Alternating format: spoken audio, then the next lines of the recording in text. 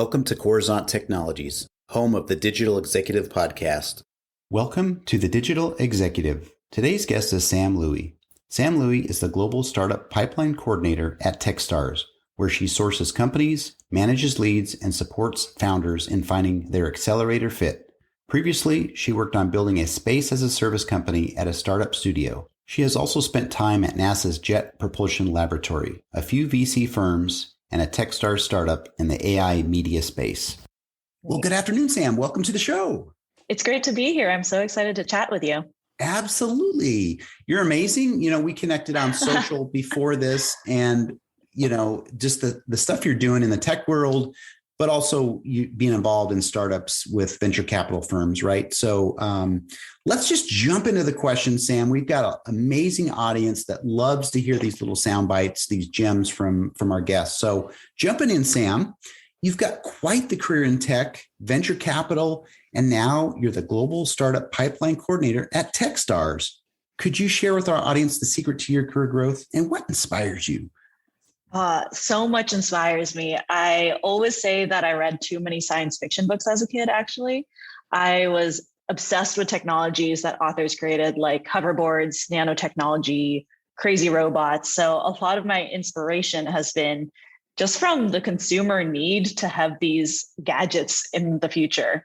And my career has very much been driven by that. I want to be able to see as much technology as possible and spend my days continuously learning about the new things that entrepreneurs are creating. And in both VC and in startups, the uniting work has just been helping the future come to life. That's what I always say. I want to help founders build the future.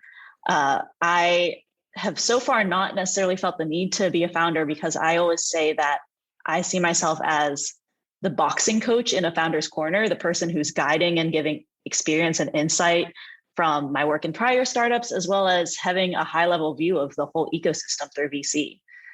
So it's really great, fun work that I get to do. That's so awesome. And this being in that space, you see a lot of course, hardworking entrepreneurs, but you see the spark in their eye, right? Where they're just on fire about what they're trying to build and they're trying to make the world a better place. So that's so awesome to hear that. So Sam, we're switching gears here. What was the biggest decision you had to make during the first year of the pandemic, and how has it shaped your investment strategy?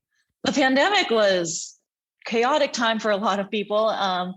And for me, it was a time where I had to reflect on what I was spending my time solving and what my day-to-day looks like. And that was truly what drove me to make a change. I was working at a space startup. So I was actually working on building space software. And I have long had this passion for space. I studied engineering physics, worked at NASA. So I definitely know I will end up back in space and I will keep coming back to the space startups. But during the first year of the pandemic, as I'm sure a lot of people felt, I felt very isolated working with the same small group. Like this was a startup, so 3 people to build a product. And we weren't even in the sales cycle yet. So we weren't necessarily connecting with a lot of people. And in my whole VC career and in my startup career, all I want to do is connect with new people and learn about new technologies. So that is what made me feel the drive to get back to the VC side, was to be able to find connection. So that's how I ended up back at Techstars. And I just want to provide support to founders, especially during the pandemic. I realized there are so many founders who are struggling to redefine their strategy in such a new work environment, in such a new social environment. So it has really shaped my investment strategy and my interests, especially in sourcing, because now I am genuinely looking to build connection with founders and provide value. And even if Techstars is not the right fit, I want to give first and be a positive person in their life. That's awesome. Again, it's going back to the giving, right? So, and I like the fact that, and we talked a little bit about your sci-fi background that has influenced your life and how you want to get back into that space work, right? Which is awesome. So Sam, let's talk to us about the work you do and exposure to new and emerging technologies like blockchain, for example. Is there anything that you've seen recently that's interesting or promising you might be able to share with us? Yeah, the best thing about my job is that I see so many exciting technologies, especially at Techstars. We have so many programs, so we're not even one single thesis. We're 45 plus different theses. My personal love will always lean more towards the hard science, hardware tech, because I studied engineering physics. But one personal interest is biotech and life sciences. I think that those are actually the most mysterious to me because biology and chemistry were the hardest for me in high school and college and in my major. So one area I am seeing a lot of that is really exciting to me is how we are solving long COVID symptoms. I personally know people who are affected by, especially young people in high school who are affected by brain fog and other lasting conditions. And there's some startups that I'm really excited by that are looking into how the gut microbiome can actually potentially help those conditions.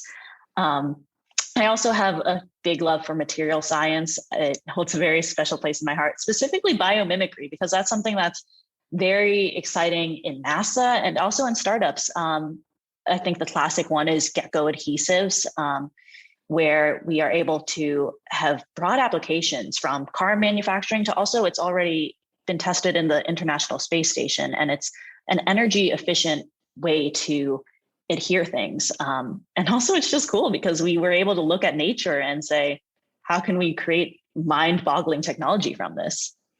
That's awesome. And you mentioned just a couple of things in there, but biomimicry stands out as well. I have an article out there on biomimicry. So yeah, I love this stuff. And I would just love to have your job.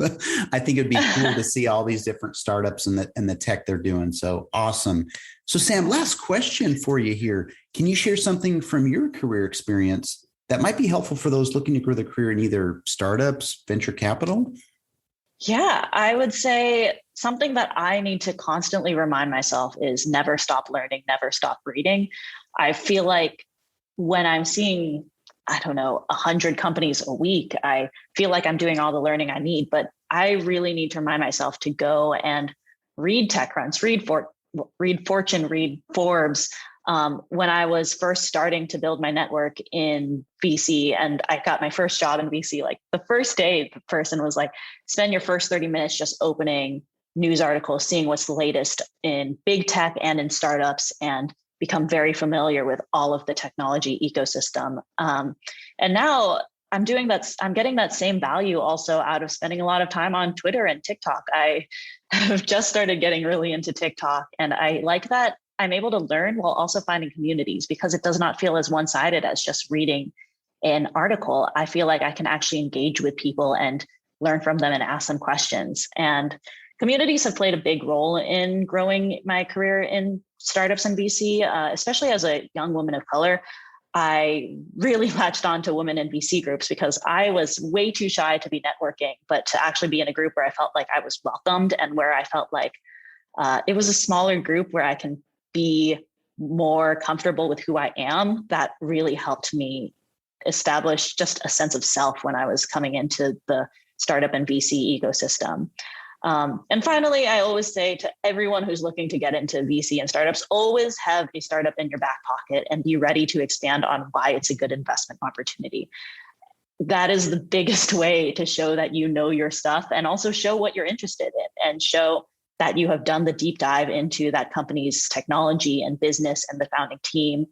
So I think it's a really good thing to have always ready for whenever you're meeting someone in that world, because they want to learn from you and you can teach them and provide value just from having exposed yourself and given yourself an understanding of the startups out there. Thank you, Sam. That's awesome. And you're, and again, I guess you're kind of your short span of your career. You've learned so much and you've shared so much tonight for our audience. And there are a lot of people just like you that want to learn, want to do what you're doing, or maybe something similar. And you've actually shared some great gems this evening. So I appreciate that. And Sam, it was a pleasure having you on today. And I look forward to speaking with you real soon. It was great talking to you. Thanks for having me. Bye for now.